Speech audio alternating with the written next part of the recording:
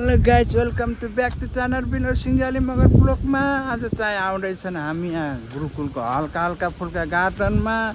यता हेर्नु, हाम्रो भाइ अघिदेखि नै यहाँ आएर कुरा गरिरहेछ। मलाई चाहिँ कुराउँदै बसाउँदै ऊ चाहिँ आफू चाहिँ मस्तले तरुणीसँग फोनमा बोल्ने के गर्ने। गाइज यार, यस्तै छ जिन्दगी। त्यही भएर सिङ्गल हुनुको फाइदा यही हो के, भएकोलाई त्यस्तो छ, नभएकोलाई हामी जस्तो यस्तो सिङ्गल भएर हिँड्नुपर्छ। राम राम राम राम राम।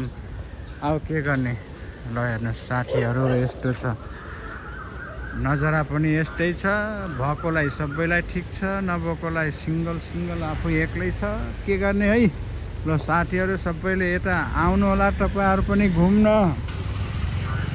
म चाहिँ यसो गार्डनतिर आएको के हुन्छ भनेर। आज चाहिँ छुट्टी पनि होइन, हाफ ब्रेक टाइम हो। अब जाने टाइम पनि भइसक्यो। अब केटाहरू यता यस्तो लुकी बोल्न पाइन्छ तरुणीसँग। हेर, त्यही भएर तरुणी पट्टाउनु पर्छन् के, तरुणी पट्टाउनु पर्छ। त्यही भएर हामीले जस्तो न, यता हामी जस्तो सिङ्गल भयो भने त यस्तै छ। सिङ्गल जिन्दगी भनेको यस्तै हुन्छ के केटा। यता डबल जिन्दगी यस्तो छ। राम राम राम। हे प्रभु, जिन्दगीमा साला यस्तो केटीहरू नपाए पनि एकचोटि यस्तो राम्रो कार चाहिँ किन्न सकोस् है। साँच्चै भनेको, यस्तो कार किन्न सकोस् न। यस्तो केटीहरू त यस्तो लाइनमा ल्याउँछु कि विनोदले। साँच्चै भनेको साह्रै हेप्यो कि यस्तो अरूहरू भएको जिन्दगीहरू यस्तो छ।